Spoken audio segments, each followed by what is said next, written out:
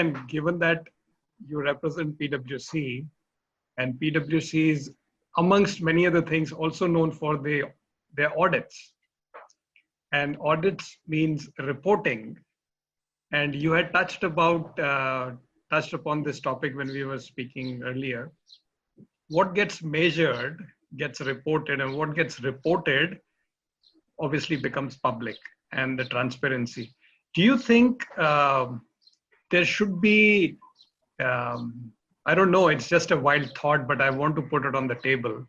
Like many of the things that we are measuring and auditing, should this also be an area which should get audited? And amongst many other things that you talked about, pay equity, promotion equity, roles, leadership roles in diversity. Is that the way to go? Parmesh.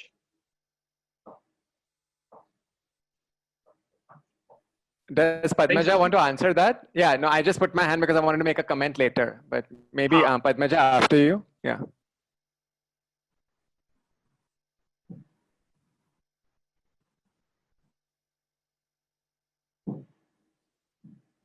Padmaja, would you have a view on this?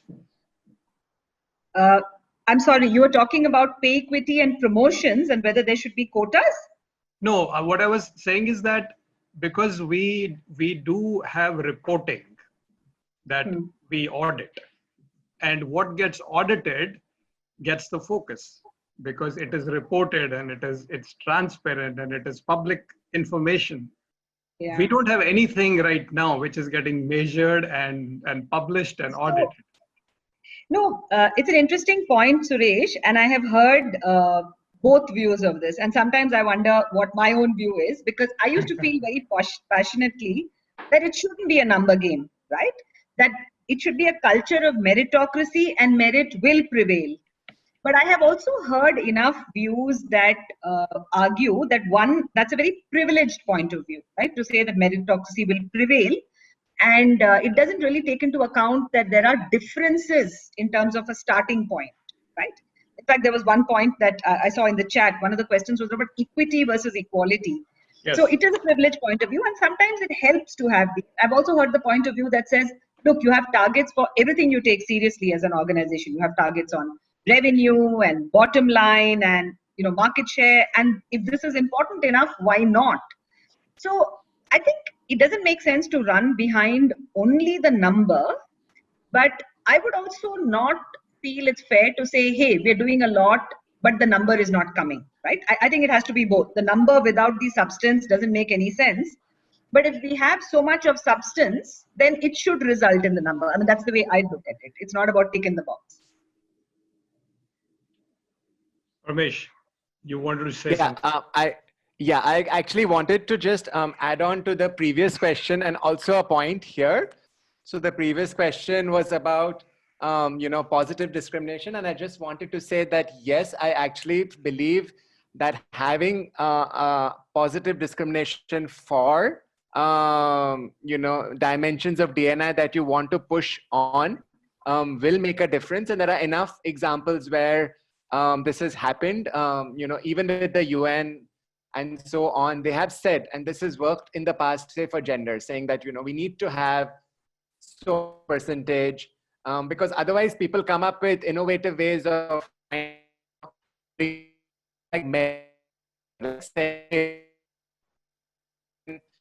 for all open positions, but you know what? Everyone we chose happened to be a man or whatever, right? So I think one has to really push and maybe not have quotas, because that seems to be like a word that people don't like, but just have very strong indicators of this is where you want to go. Because otherwise people have a bias towards inaction and status quoism. So I think there really needs to be a strong nudge towards positive discrimination, and one can work in an organization however one wants in that. You can have targets linked to compensation. That always works. Trust me, when you tell people your salary is going to be docked if you don't have this, suddenly they find the talent. Isn't that amazing? The people that they were saying earlier, oh, we couldn't find the talent. Suddenly, when their money is on the line, they find it. So there's various nudges that one can use, but I firmly believe that positive discrimination is the way to go.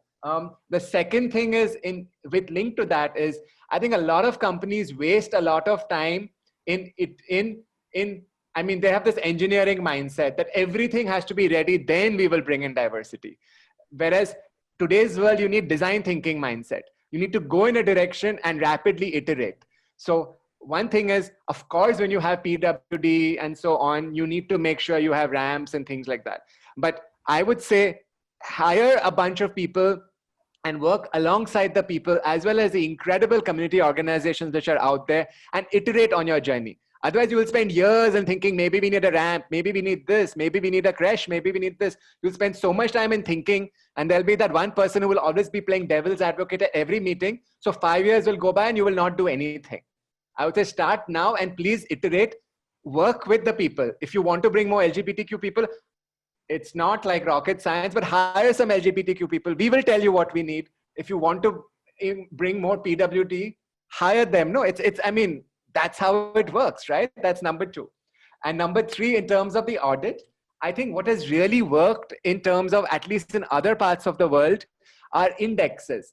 Again, linked to say what Manisha and Padmaja and others were saying, right? I just want to read out this bit about the human rights campaign in the US from the book, right? We started a corporate equality index some years ago. And they included LGBTQ as a dimension, right? And this is what we are working with a lot of these organizations in India as well. Keshav Suri Foundation, Pride Circle, Stonewall from the UK is launching an LGBTQ equality index this year. Great Place to Work is considering it, and so on, right? Because a lot of companies care about how they're perceived, how they want to attract talent, and so on. Indexes have really worked as an important nudge. So in 2002, for example, when this Human Rights Campaign Index was launched in the US, only 13 companies out of the Fortune 500 received a perfect 100 in terms of LGBTQ, best place to work for LGBTQ equality. This number has went up to 193 businesses in 2019. In 17 years, 180 more companies leapt up and got a 100 score. So I think one has to use nudges like these to kind of push. Yeah. Otherwise, I don't want to be having these conversations 5 years down the line, right? I want to move to like more exciting conversations. Whether we should or we shouldn't is like, of course we should. Let's do it. Exactly. Pallavi, you wanted to say something? Just a quick point to make. Just adding on to what Padmaja and Parmesh were mentioning right now. Return on ROI in diversity, actually return on investment, that has been like a new debate coming in, since last 1 year. So every time, and it is always a challenge for diversity practitioners, because justify what was the outcome and annually or whatever, quarterly, etc. While diversity, we have all been saying that it is a gradual process, changing mindset, and it cannot showcase immediate impact as such. It requires at least 2 years, span to do a longitudinal study to see how the mindset changes have happened. And that's quite a long duration.